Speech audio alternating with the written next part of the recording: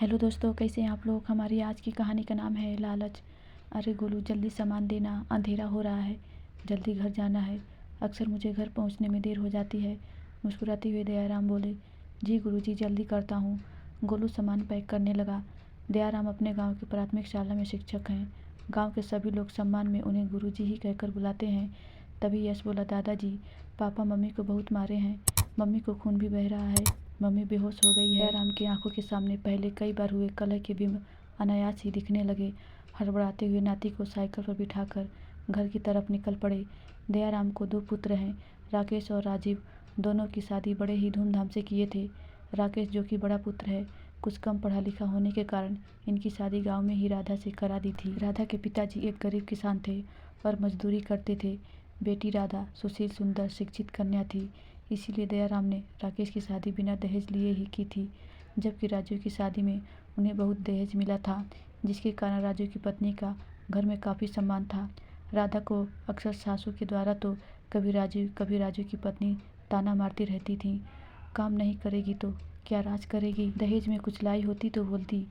राधा अपने सिर को हाथ से दबाए आंगन में अचेत पड़ी थी। यश इतने में बाबूजी के साथ घर आ टपका।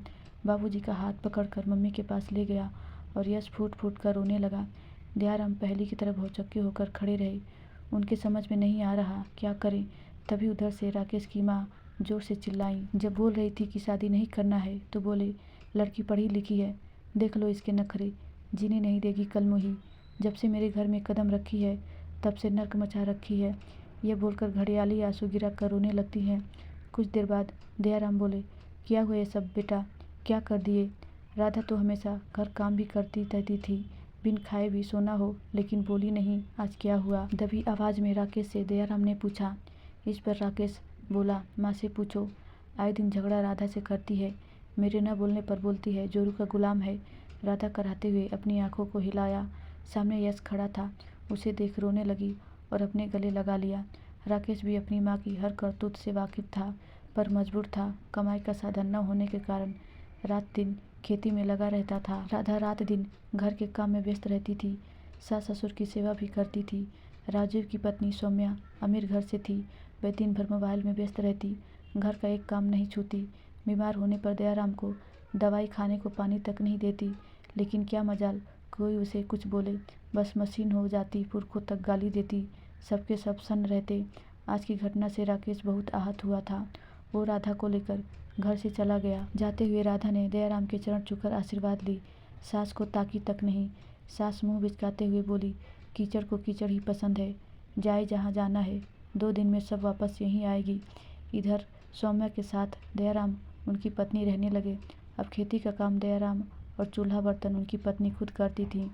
दयाराम बीमार पड़ गए, उनकी पत्नी को समय नहीं मिल पाता कि घर का काम कर सके। इस बात को लेकर फिर राजीव और सौम्या आए दिन लड़ते रहते थे। कई दिनों से दयाराम बिस्तर नहीं छोड़े थे। उनकी पत्नी भी काफ़ी कमज़ोर हो चुकी थी। एक दिन सौम्या गुस्से में बोली, मैं कोई नौकरानी नहीं जो बनाकर रोज़ खिलाऊं, अपने माँ बाप की सेवा तुम खुद करो, हमारे बस की बात नहीं। आंगन में असहाय लाचार पड़े दयाराम और उनकी पत्नी सुनकर स्तब्ध थे। उनकी आंखों से आंसू की धार बह चली। राजीव लाल चेहरा लेकर आंगन में आया ही था कि देखा उनके माँ बाप घर से जा चुके थे। काफ़ी रात हो चुकी थी। अंतः सड़क के किनारे फुटपाथ पर ही रात दोनों ने बिताई। सुबह होने पर इधर राकेश काम की तलाश में जा रहा था कि उसकी नज़र माँ और पिताजी पर पड़ी। सहमा, फिर पीछे मुड़कर देखा, दौड़कर उनके पास गया, बोला, बाबूजी और माँ, आप लोग यहाँ। सुनकर दोनों राकेश को गले लगाकर रोने लगे। सारी दास्तां सुनाई। बोले, बेटा मुझे माफ़ कर दे, बेवजह उस दिन मैंने ही राधा को मारने के लिए तुझे बहकाया था। देवी जैसी बहू का सदैव दहेज के लालच में अपमान किया। अब मुझे पता चल गया कि दुल्हन ही दहेज है। माँ के हुए अपनी गलती के एहसास पर राकेश प्रसन्न था। बोला, माँ ऐसी कोई बात नहीं, चलो घर चलो। राकेश अपने माँ पिता के साथ घर आया। राधा अपने सास ससुर को देखकर सारे सितम भूलकर उन्हें गले लगा लिया। राधा का परिवार माँ बाप को पाकर स्वर्ग से सुंदर हो गया। धन्यवाद दोस्तों, आशा करती हूँ ये कहानी आपको ज़रूर अच्छी लगी होगी।